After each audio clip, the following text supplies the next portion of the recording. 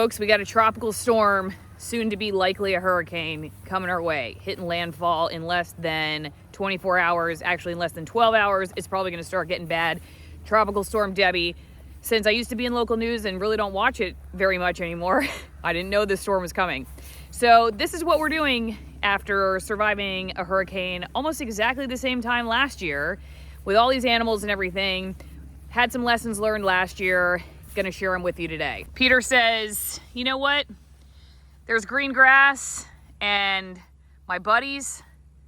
And basically, you know, that's how Floridians handle hurricanes. We get all our friends together, don't get really too worked up about it, and try to ride it out. Peter, you have any lessons learned from last year you'd like to share with everybody? No? Lily, do you have any lessons learned? I think our hurricane might be here for a long time. Okay. The first thing, obviously, when you have animals is water. Can I hold that, Mom? Yeah, you can hold it and point it right at me, okay? The first thing, can you get my head? Okay. First thing, point it up just a little bit so my head's in it. All right. The first thing you gotta be concerned about with animals is water, especially when you live out in the middle of nowhere, because you're likely on a well. Turn it this way. There you go. You're likely on a well, and when the power goes out, then you will not be able to use water. So you got to make sure you got water. And that's really the thing that, you know, you can't live without for a short amount of time, which is basically hurricane planning. So as far as water is concerned, you just want to make sure you got everything filled up here. I'm gonna dump these out, clean them, and then fill them all the way to the top. That way, if we have to go a few days without power, there will be enough water, likely. The animals go through quite a bit of water, but I have another stock tank filled up too. I think we'll be able to get them through a couple of days. Worst case scenario, we'll just go fill up some big buckets of water and bring them out here. But just making sure that that is taking care of water. Lily's saving a honeybee. She saved a honeybee from the water. Oh, get him, Lil. Oh, wow. Look at that, you saved her. Electricity, obviously, you know, you need to be able to see. So if you lose power, you got your water covered, but you got to find your water. That's why you have headlamps like this or flashlights. So that's the next thing you're checking for, just making sure everything that you have in order to see has batteries. This, however, it definitely needs a recharge. The red light won't stay on. That's not a good sign. That means this needs new batteries. You want to make sure you have enough food for the animals. On the other hand, what I've learned is that, like, just when it comes to food for yourselves, you can overdo it with this, because if you do lose power or there's some kind of disaster, you don't want to lose a ton of money in food. So you got to kind of walk that line between being prepared and not losing a ton of money in hysteria. With the animals, we've got some hay, we've got grain, we got the food for the chickens, just in case there's like a run on it and we can't get it for a few days, even if there's not really a bad storm at all. Say it peters out, no pun intended. And it doesn't really cause any damage. The people getting worked up about it sometimes, then you can't find stuff. So we stocked up on some of the chicken feed, for instance, but the cows and the horses and the goats, they've got plenty of grass out here, so they're not gonna run out of food. And honestly, they could lose a few pounds and be fine. Maybe not Sassy, she's perfect in every way, of course, she's my favorite horse, but everybody else I think will be fine if all they have is just a little bit of grass. Anyway, in fact, that's what our animals mostly eat. Really, Sassy's the only one who gets some grain supplement just to get some weight on her, because she's an older horse and a hard keeper. The chickens, I'm gonna move up to higher ground. We are not in a flood zone, but it could flood a little bit out here. So we're gonna move the chickens up to higher ground, make sure that they're not gonna get flooded. All ready to move? Y'all ready to move? All right, let's do this. Hurricane's coming, girls. Hurricane's coming. Yep. Gonna be a first time for most of y'all, okay? Stay calm. Don't run around like chickens with your heads cut off.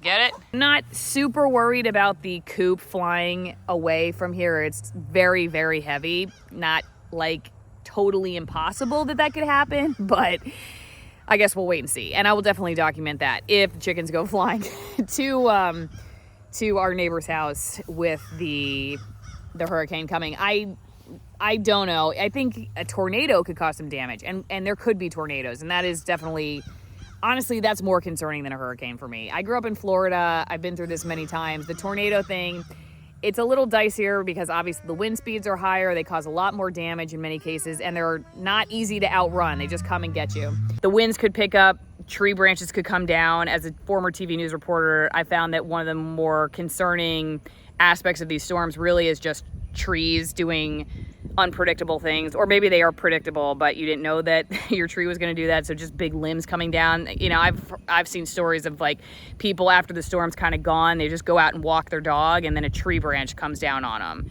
And you know, how can you predict that? How are you ladies feeling about this? You ready to hunker down? Ready to hunker down? So Lay's going to the potty. Always good to prepare and use the restroom before a massive storm potentially hits. Heidi, she's just looking for something to eat. She's bored. She's not worried about this.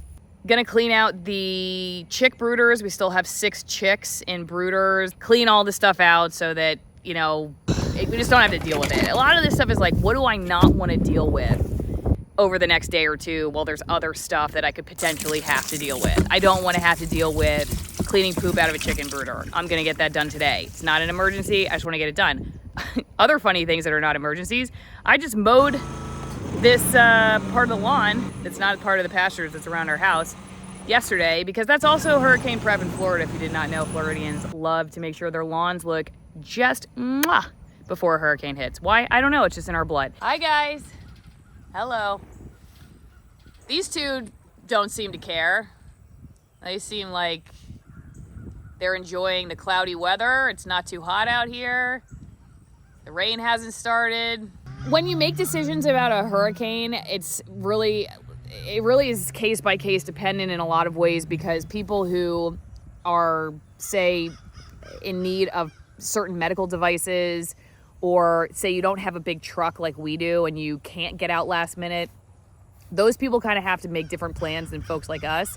Our biggest contingency issue is animals, and that's, you know, really it. We've got a big truck, we can get out if it looks like flooding is getting worse in our area, and we are not dependent on like medical devices. If the power goes out, we can kind of ride it out a little bit. And frankly, making decisions too early when it comes to a hurricane can put you in a bad situation, because I know this will shock everybody watching, but the news doesn't always get it right. And there have been several times where they predicted it to make landfall at a location and it veers north or south last minute. And then say you went north or south a couple hours to get out of its track. Now you're right in the bullseye because you didn't wait. And so again, like I said, people have to make a decision based on how much time and ability they have for last minute decision making.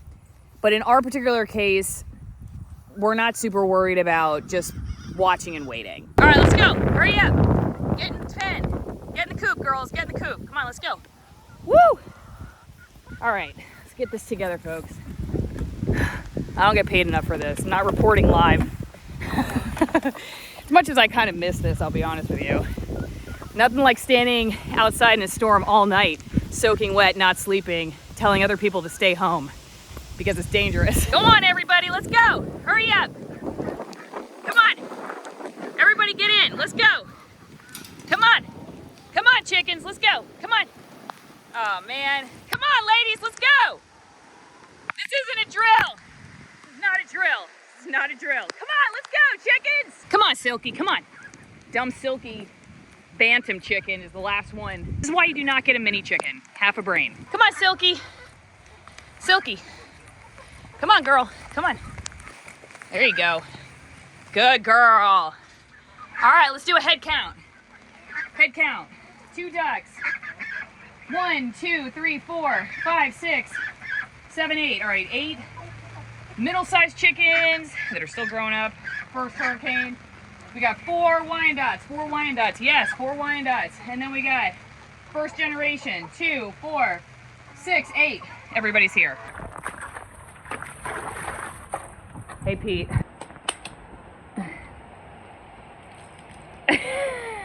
And the hurricane hasn't even started yet. All right. I'm gonna go dry off. Don't forget to check the comments, pin comment, description for all the ways you can support the channel. Get your hurricane party goods, like we got wine, coffee, and vitamin D products. You gotta have vitamin D when there's no sun, right? Thanks everybody for supporting us. We'll see you after the storm's over.